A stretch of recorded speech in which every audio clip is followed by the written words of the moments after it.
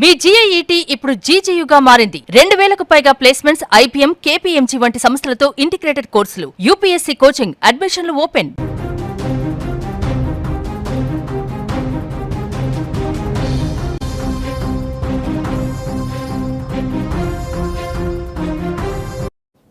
ఒక్కరోజు కేవలం 24 గంటల సమయం. ఆకాశం చిట్లినట్లు కురిసిన కుండపోత వర్షానికి ఒక దేశం మొత్తం నీట మునిగిపోయింది.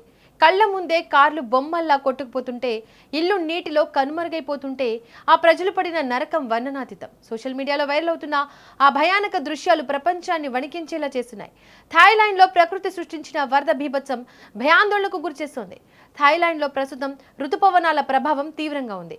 అండమాన్ సముద్రం మరియు థాయిలాండ్ గల్ఫ్ నుంచి వీస్తున్న గాలుల కారణంగా ఉత్తర థాయిలాండ్లో భారీ వర్షాలు కురుస్తున్నాయి.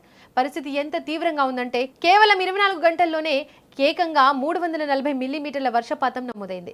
ఊహించని ఈ వర్షపు ఉప్పెనకు నదులు, జలపాతాలు ఒక్కసారిగా పొంగి పొర్లాయి. సోషల్ మీడియాలో ఇప్పుడు షేర్ అవుతున్న వీడియోలు చూస్తే గుండెలు గుబేల్మంటున్నాయి. రోడ్లన్నీ నదులను తలపిస్తున్నాయి. పార్క్ చేసిన కార్లు, లారీలు నీటి ప్రవాహానికి గడ్డి పోచల్లా కొట్టుకుపోతున్నాయి. వందలాది ఇళ్లు పూర్తిగా నీట మునిగిపోవడంతో ప్రజలు నిరాశ్రయులయ్యారు. పలు ప్రాంతాల్లో భారీగా కొండ చర్యలు విరిగిపడడంతో రవాణా వ్యవస్థ పూర్తిగా స్తంభించిపోయింది. వంతెనలు కూలిపోవడంతో గ్రామాలు బాహ్య ప్రపంచంతో సంబంధాలు కోల్పోయాయి. ఈ వరదల ప్రభావం పర్యాటక ప్రాంతాలపై తీవ్రంగా పడింది. చియాంగ్ మై ప్రాంతంలో పర్యాటకులు సెల్ఫీలు తీసుకుంటున్న సమయంలో అకస్మాత్తుగా వచ్చిన వరద ప్రవాహంలో పలువురు గల్లంతయ్యారు. నీటి ప్రవాహం ఎంత వేగంగా ఉందంటే నిమిషాల వ్యవధిలో అంతా నీటిమయమైంది. రెస్క్యూ సిబ్బంది సాహసించి చాలా మందిని కాపాడినప్పటికీ ఈ ఘటనలు పర్యాటకులను తీవ్ర భయాందోళనకు గురిచేశాయి.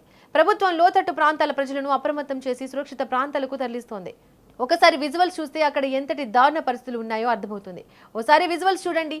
భారీ వరదలు ఎలా ఉప్పొంగి ప్రవహిస్తున్నాయో, కార్లు ఎలా కొట్టుకుపోతున్నాయో, వరదల్లో ఇళ్లు ఎలా మునిగిపోయాయో. మరోపక్క ప్రకృతి అందాలను చూడడానికి వచ్చిన పర్యాటకులను కూడా వరద ప్రళయం ముంచేసింది. ఉన్నట్లుండి పెరిగిన నీటి ప్రవాహంలో కొందరు టూరిస్టులు కొట్టుకుపోతుంటే వారిని కాపాడే ప్రయత్నం చేస్తున్నారు. ఇక్కడ విజువల్స్ ని బట్టి చూస్తే అర్థమవుతుంది థాయిలాండ్ వరదల్లో మునిగి ఉంది కదా అని. ఇక మరోపక్క అభివృద్ధి ఎంత వేగంగా జరుగుతున్నా ప్రకృతి తన ప్రకోపాన్ని చూపించినప్పుడు మనిషి ఎంత బలహీనుడో ఈ ఘటన మరోసారి నిరూపించింది.